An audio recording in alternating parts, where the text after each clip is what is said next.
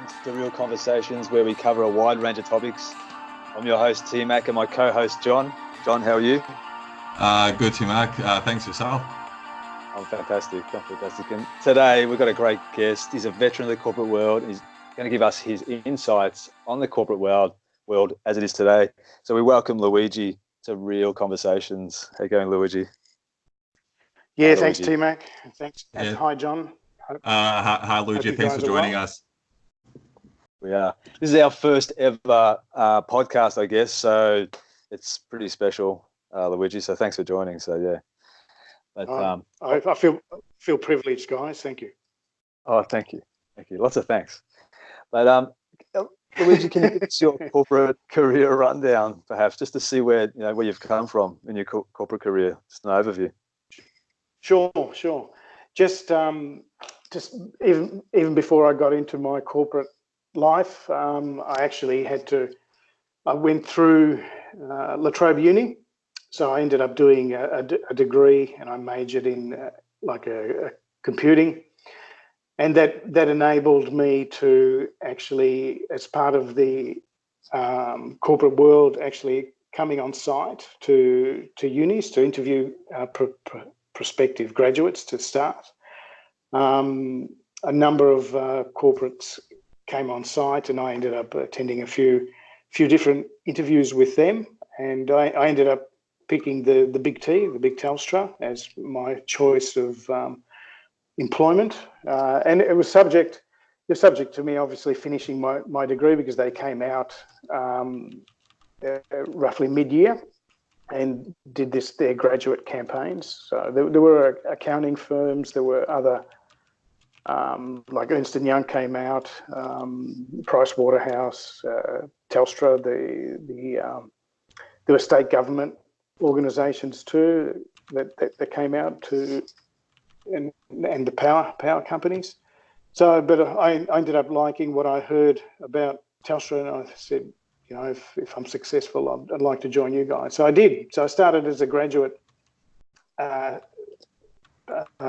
intake person with Telstra, and I started programming. So I was actually a programmer. So I started programming on a couple of their mainframe systems. So that's where it all began. So I know I can't go through all of it, but basically from there, what attracted me to Telstra was that it actually was a smorgasbord of IT. It had so many diverse platforms at the time that I started, and that was one reason why I chose them, and they were happy to.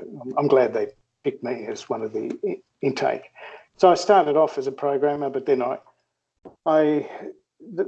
they actually had a bit of a career path for you. For example, you'd start as a programmer, then you'd become an analyst, programmer, team leader, project leader, and then eventually you could start being like an IT manager. So that's actually that was the path that I ended up taking through my corporate career. So I managed over time, each jump in responsibility took.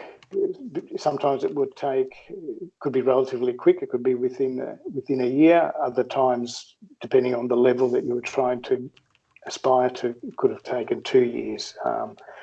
So basically, I went through my career that way.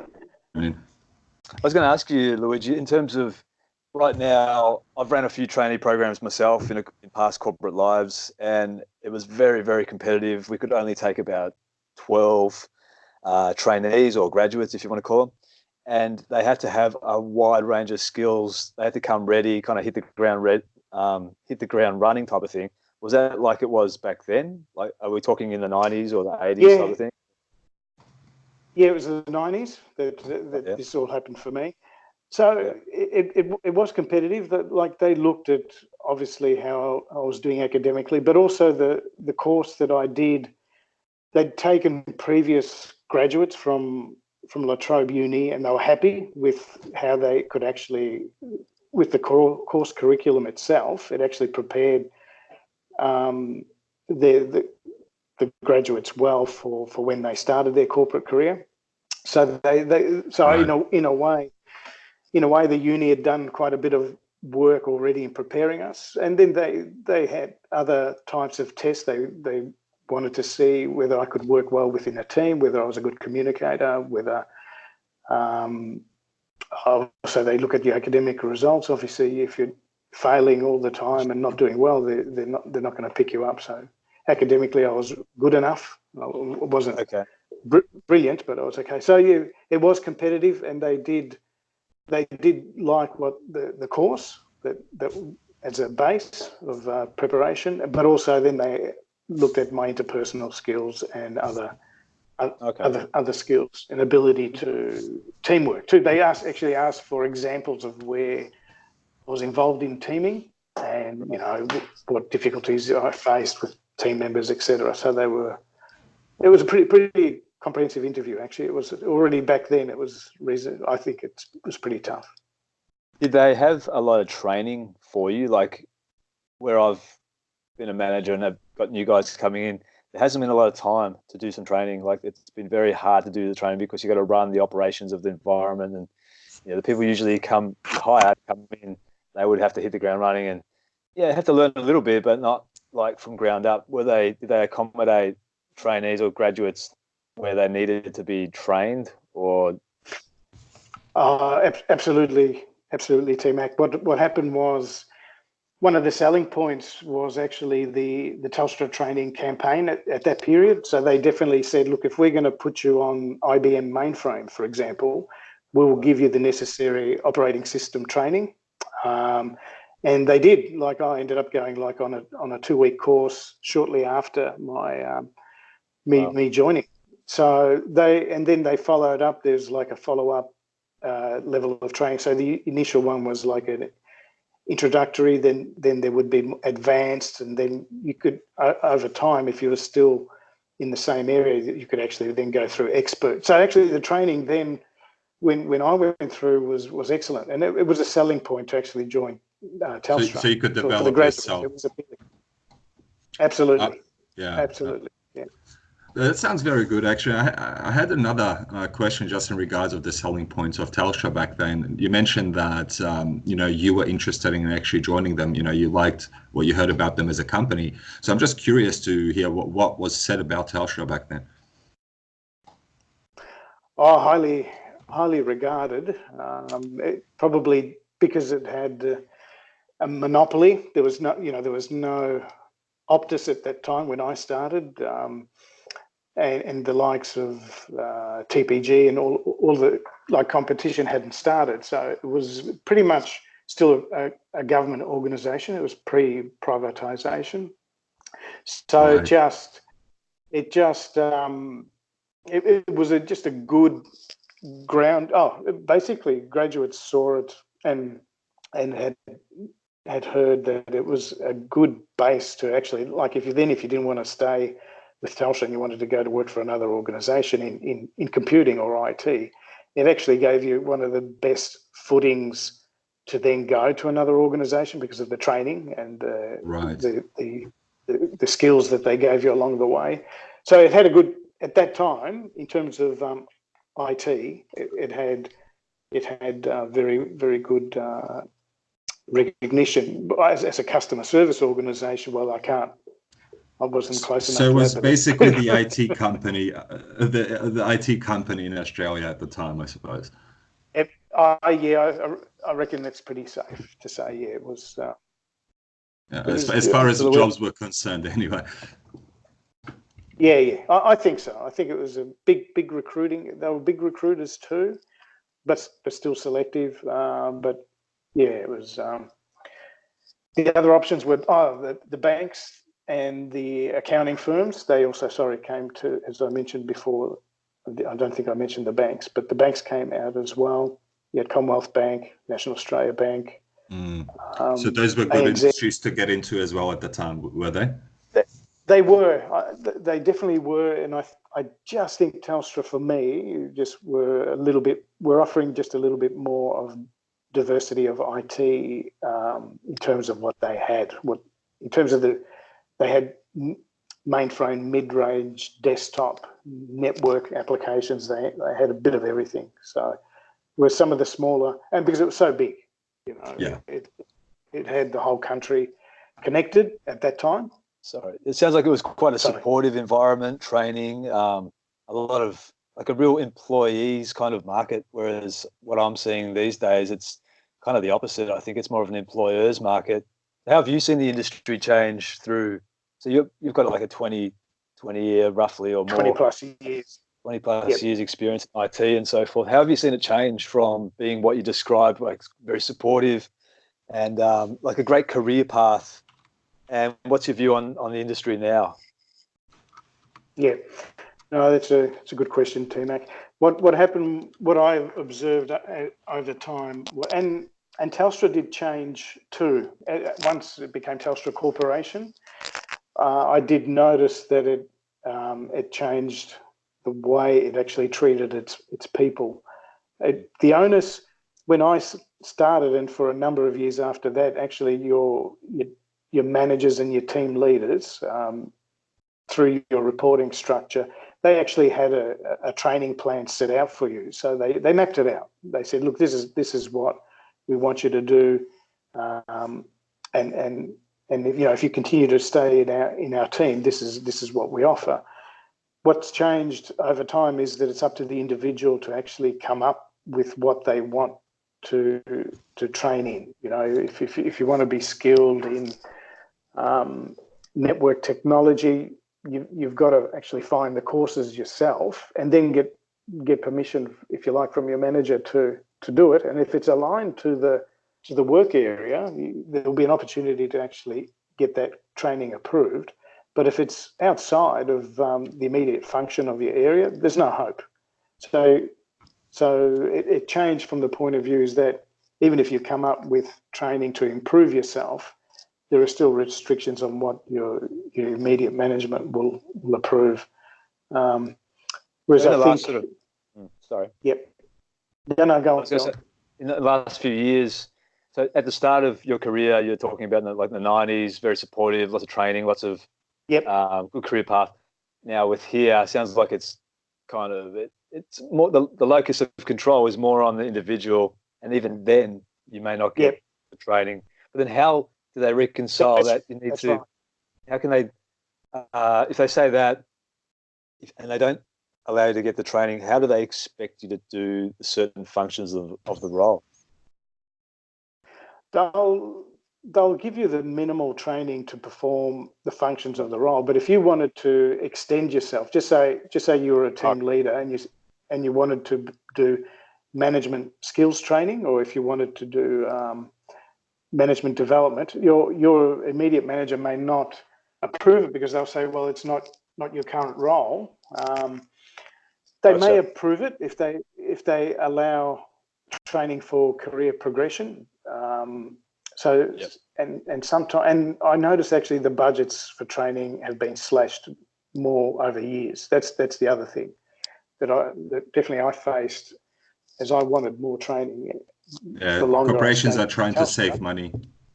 So corporations are trying to save money wherever they can. Yeah.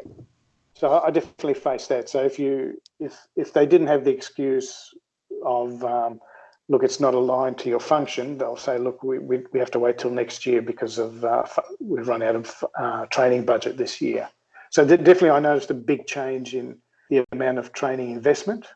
I want to ask you questions about that one, Luigi. That actually brings up a very interesting point. Have you seen a shift of, I suppose, the capital? Is it taken out of training and put into a different resource? Or, what do you think is happening there? Is it just that they're cutting on training, or are they focusing on something else instead? Why are they cutting on it? Why are they cutting it? Yeah. Overall, I've seen budgets definitely shrink on both software development and capital investment and training. I think so. So there's an impact across the board that generally money is getting a lot tighter. But definitely when it comes to investment in people, it seems as if there's been a shift for the individual to actually fight a lot more for their rights to be trained or get training on the job. more training on the job, or actually then go out and do like an extra uni degree or an extra certificate off their own bat.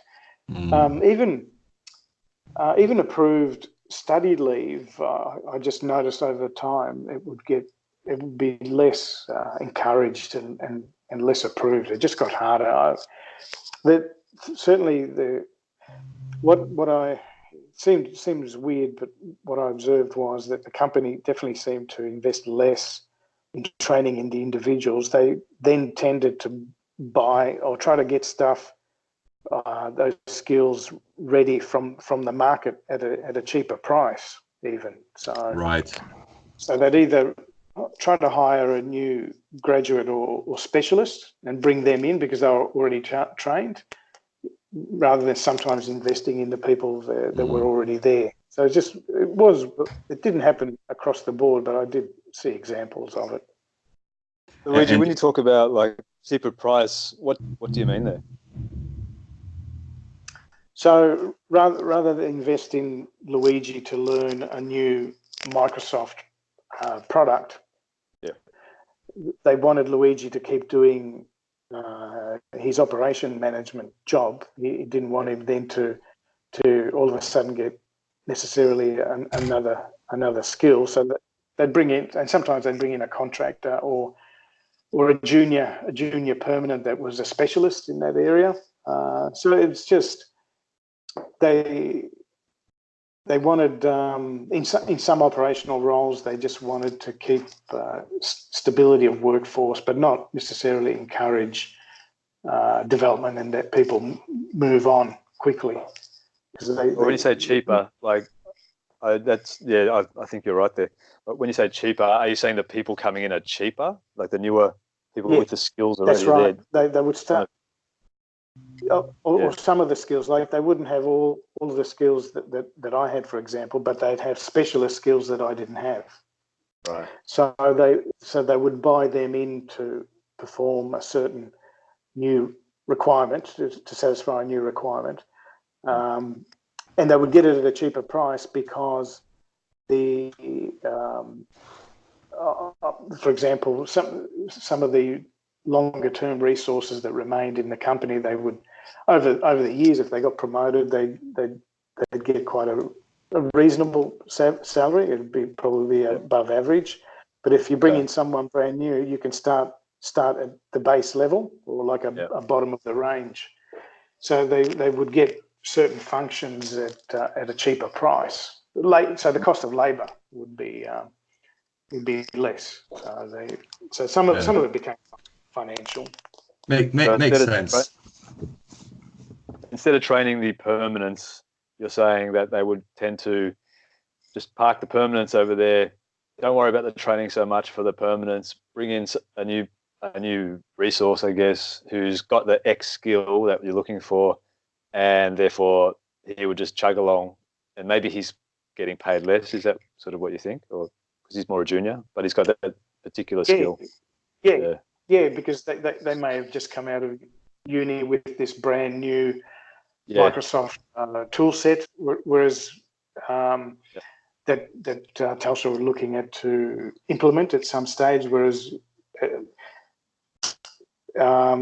in some respects, Telstra takes a long time to change, like an operating system, like from moving from Windows 7 to Windows 10. It takes many years. So what happens is the people who are doing their day-to-day job are very proficient on Windows 7 platform and everything that works on that, but they may not know necessarily how things work under Windows 10. Because that's just an example. So they'll bring in a specialist who knows what's going on. That's just a very simple example. There'd be more complex ones. So does that mean that the permanents? Sorry, does that mean the permanents that are not getting the training over time become less valuable, therefore more likely to be either managed out or made retrenched? Is that your view? That can happen if people don't take care to actually keep up their skills, and sometimes they would have to do it during work time, but also outside of work hours to just keep themselves skilled up. It can go down that path that they become stagnant, and the company can see them as a bit of deadwood, and would say, look, this person's not willing to keep abreast with technology and change. Yeah. So it's not the type of person that we want going forward. Yeah. So people can end up going that way. Sure. Luigi, sorry, T-Mac, but I've just got a follow-up question on that one. Just to, I guess, on the other end, what do you think employers value at the moment most when they're actually looking for candidates? So what do you think will score you a role the easiest if you're looking in, let's say, Telstra world or I don't know, NBN world, or one of those industries at the moment? Yeah, that's a good question, John. And I've been thinking about that quite a lot because I'm looking for new employment myself at the moment.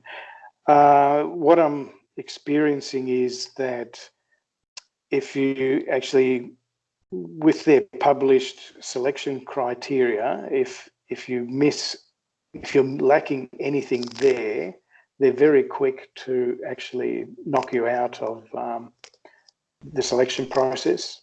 So I think TMac mentioned it a bit earlier that it is an employer's market right now, and they're definitely, like, if you've got 8 out of 10 of the criteria, you're still not guaranteed to go to the next step. So if we look at it that way, and sorry, I just would like to be a little bit more specific about the criteria. I guess I'm trying to see if there are any patterns that you've noticed, what the employers are looking for out of a skill set per se, or I'm not too sure. I mean, what you've noticed. Yep. Yes, some of it is specific to technical criteria to their environment. For example, if they have a program management tool called Alexandra, it's a program management tool. I don't think that's a proper name, but that's just an example. Like Telstra had a program management tool called EPM, and it runs on Clarity. So if you had, for example, Clarity skills, which is a program management tool, but you didn't have Alexandra skills, they would knock you out and say that we need someone to hit the ground running and that knows that specific platform or that. Right. So there's nothing specific that you can say. So it's pretty much whatever platform they need at the time. That's kind of the skill set they go for. Whatever they need in the next week, that's what they're going to go for then. You don't see a pattern or something that's most looked for or most, I don't know, maybe even disliked. I don't know, any kind of a pattern. No, I can't see a pattern at the moment. Not across the different ones I've been applying for. Yeah. The only pattern is that if you don't meet the criteria pretty much 100%, you don't get to next base. So that's been consistent. Seems to be pretty hard when there are multiple criteria like that. Oh yeah, and I think they're being unrealistic in their expectations. Like when in an earlier discussion also with TMac, they basically, for the dollars that they want to pay for some of the roles where they've got their selection criteria, it looks as if it's genuinely underpaid. If they hire someone that's got everything that they list down, they should be being paid 50% more, basically. So that's my assessment, because they're really asking for I think an unreasonable. They have an unrealistic expectation. So I think it's their market, and they'll pick. For example, if you're applying for a senior management role, what will happen is you'll get general managers or group managers and sometimes directors applying for a senior manager role, and they'll end up getting the role because they're getting a heap of the new organisation, the gaining organisation is getting a heap of skills for nothing, because this person will come on board and they haven't had to train them or anything. They're just going to come ready-made, and even though they're overqualified, these general managers will take a pay cut, and they'll do it. That's one example I've been seeing with LinkedIn. LinkedIn will tell you how many directors are applying for a job, or how many senior managers are applying for jobs, and you can see I've definitely seen that pattern, John. Yeah, that's very, very interesting.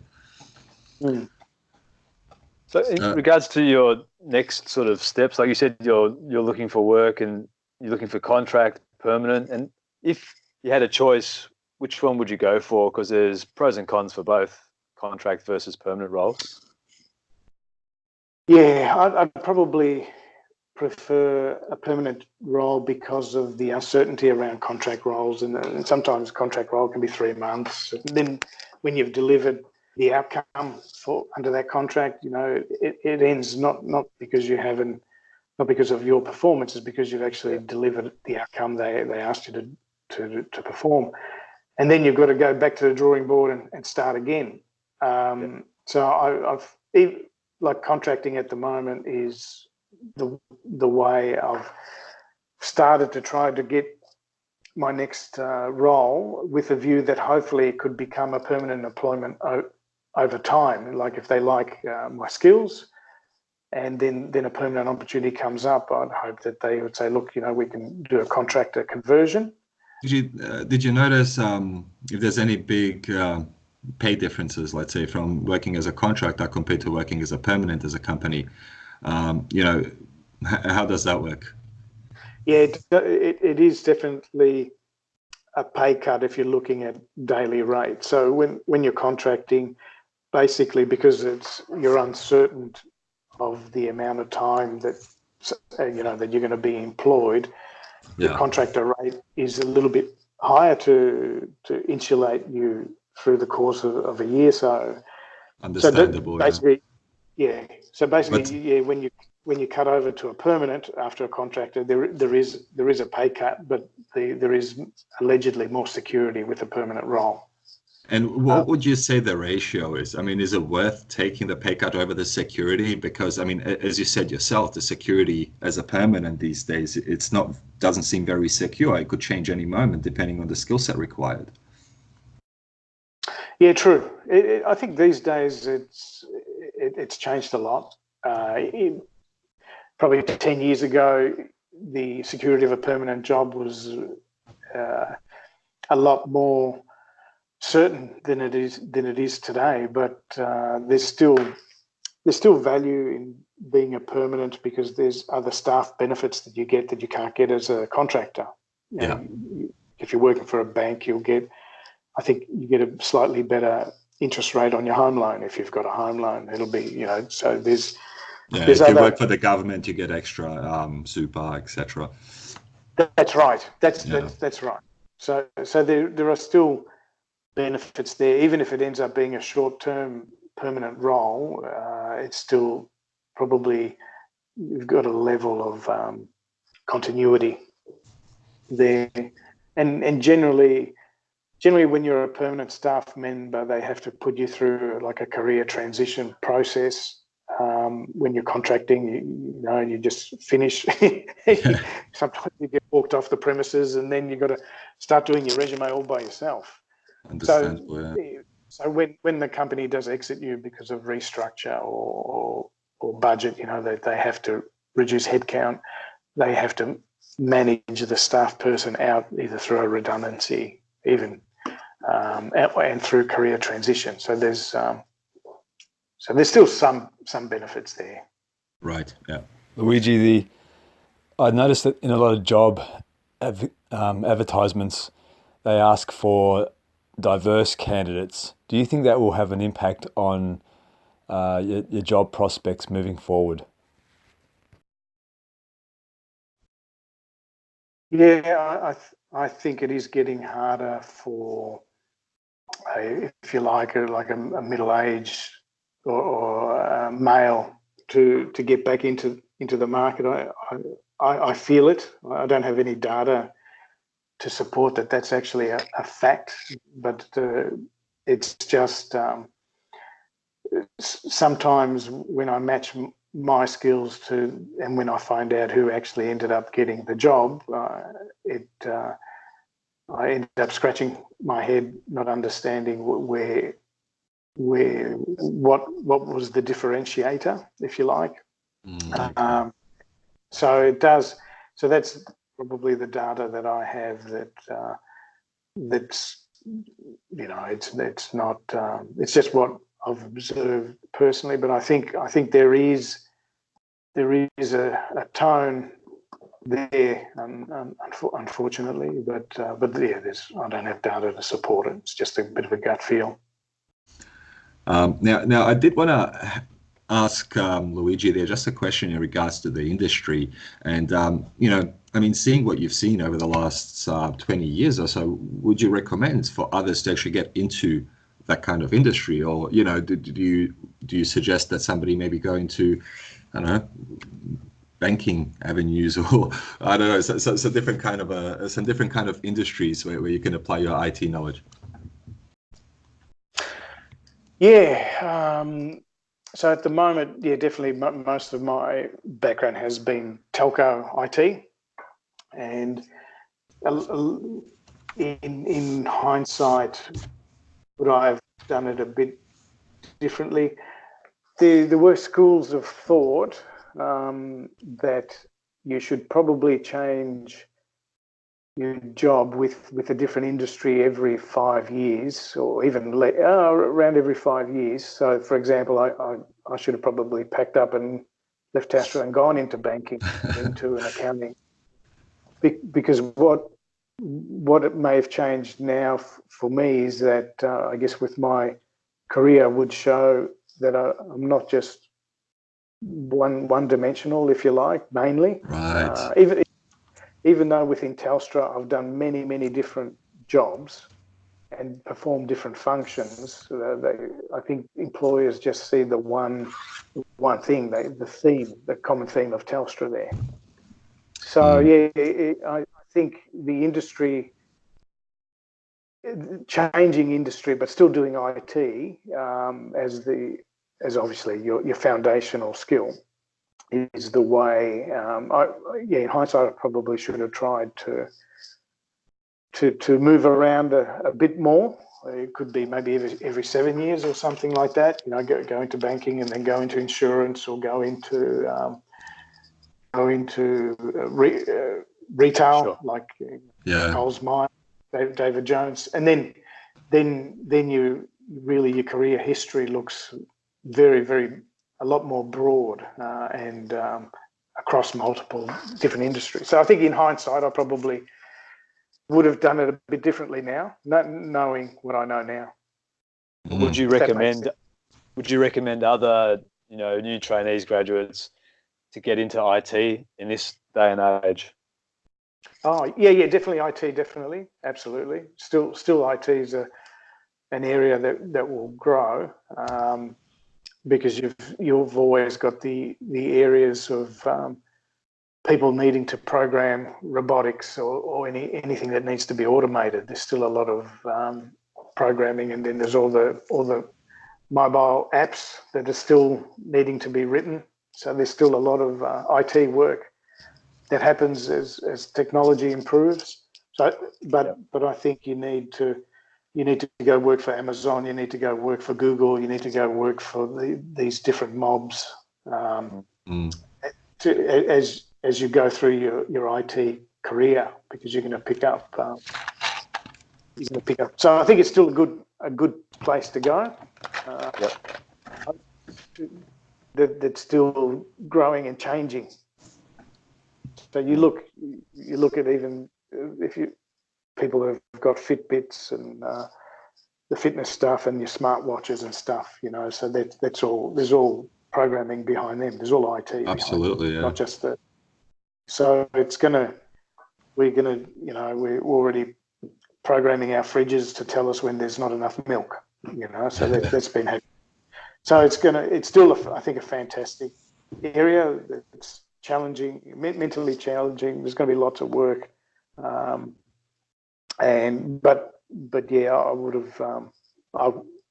Had I had my time again, I would have gone down different industries. That's really good advice there, Luigi. I do like that, and you can pick up a lot of different skills in different industries, and it does make you, as you said, a better, a more well-rounded, I suppose, employee. Yeah. Creates a different network too, because your network's so important as you go through your career. Because they'll basically, if they know your ability, your skills, and how you perform actually in the environment, they'll refer you to other areas, or they'll give you a positive recommendation and say, yeah, look, Luigi's a good operator. He managed to do this, X, Y, and Z, and he's a good people person, blah blah blah, and it's that network aspect, and if it's across multiple industries, it's even more powerful. Absolutely. And I mean, you'd always assume that others are doing the same as well, and changing industries too. You never know who you end up working with again. So yeah, that's right. Interesting. Well, Luigi, I was thinking we'll wrap it up there, guys. Thanks for your time, Luigi. Most great insights into working in the corporate world. John, thanks for your efforts, and thanks for joining everyone on Real Conversations. Yeah, thanks for joining us, and yeah, we'll see you again next time.